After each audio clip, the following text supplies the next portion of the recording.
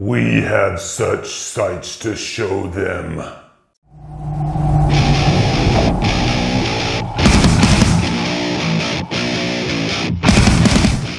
Hellraiser stars Andrew Robinson, Claire Higgins, Ashley Lawrence, and is directed by Clive Barker. Should I do the whole review in this voice? No, we're not gonna do that. We're gonna speak with my normal voice. But it sure would be cool. So, we did the Saw review, but the results between Saw and Hellraiser on the viewer votes were so close that I felt that I owed it to you guys to do Hellraiser as well. I mean, it was something like 64 to 57. It was really close. Yeah, I had to do Hellraiser for you guys. Plus, I've been wanting to do Hellraiser. It's freaking awesome. So if you don't know what Hellraiser is, really it starts with this guy named Frank. He's a scumbag, really. And he has the box. And he opens the box and it releases the Cenobites.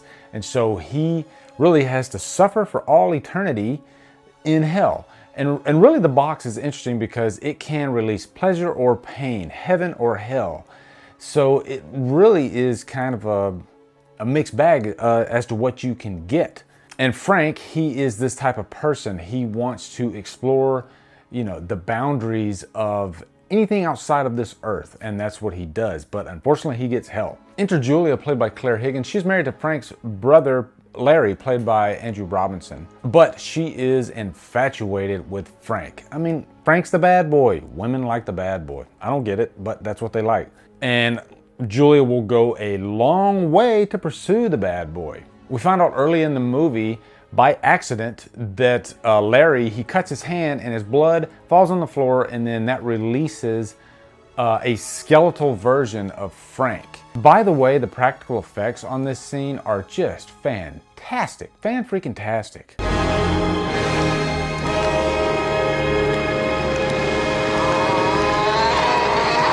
So really this story is kind of like The Mummy. If you remember Imhotep, he is trying to get his full form back by killing people left and right. And the more he kills, the more of his form comes into fruition.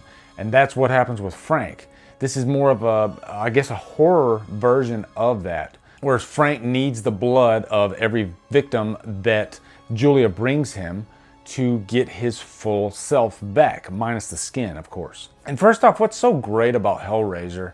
Many things, but first off, the story. The story is really interesting. Yeah, it's a little similar to The Mummy, but it goes really deep and really dark, and it's just a sinister story. Really, it's about lust and what a person will do, the evil that a person will do to get what they want. In this story, it grabs you immediately and it holds on to you until the end. It seems like Frank takes on a different form with every killing, and that's always interesting to see what he'll look like next. Again, I'm gonna mention the practical effects. Really, they had a huge practical effects department for this movie because it would have taken forever just to do all these different makeup effects, just for Frank alone, let alone the Cenobites. Really, this movie has more practical effects for any 80s movie than I think I've ever seen. I could be wrong on that, but there are a lot of them. Also, what is so cool, how could I not mention this guy, Pinhead? Pinhead is awesome. This is the entrance of his character,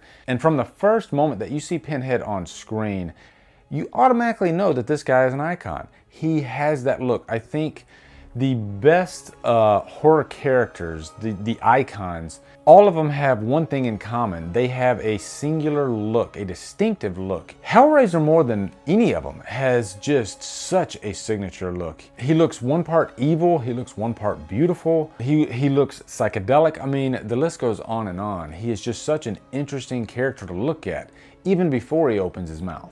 And then that voice. Oh, no tears, please. It's a waste of good suffering.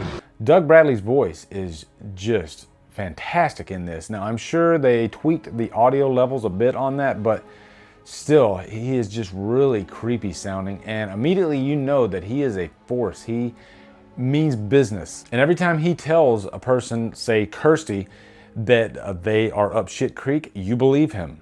We'll tear your soul apart. Also, the set design on this is just glorious. The way the sets are lit, especially when the Cenobites come into the story, Now, let's talk about gore. Let's talk about blood for a minute, because in the 80s, Hellraiser was really one of the goriest, one of the bloodiest movies around. I remember when I first saw this movie, and I saw it when it first came out. I think I saw it on VHS when it first came to VHS. I was just blown away by how bloody this movie was and how graphic. But the blood really had a purpose. It was blood that gave Frank life. And hell is really a bloody place, and that fits into the Hellraiser world. With a movie like Halloween, you don't have to have that much blood to scare your audience. Yes, Michael Myers is gonna pull blood from his victims, of course, but you don't have to show that.